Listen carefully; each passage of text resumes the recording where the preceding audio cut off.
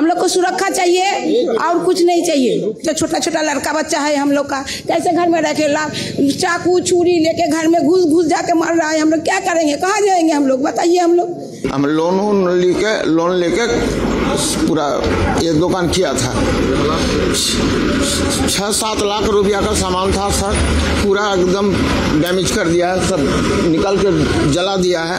हम लोग चाहते हैं कि अभी शांति चाहते हैं, और जो दुकान है कुछ हमको दीजिएगा प्रशासन ने, तो हम दुकान खुल पाएंगे, नहीं तो हमारा जो बाल बच्चा है भूखा मर जाएगा सर। সকাল থেকে দুপুর পর্যন্ত লোকের বাড়িতে লুকিয়েছিলাম, দিয়ে থামছে না, তখন ওই আমার মেয়েকে নিয়ে পালিয়ে এসেছি।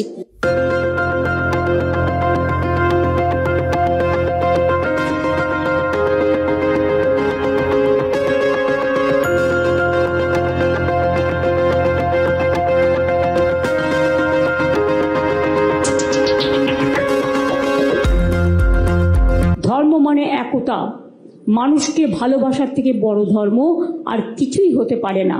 আমরা যখন জন্মাই একা জন্মাই, আবার যখন চলে যাই একা চলে যাই। তাই কিসের লড়াই, কিসের দাঙ্গা, কিসের যুদ্ধ, কিসের অশান্তি?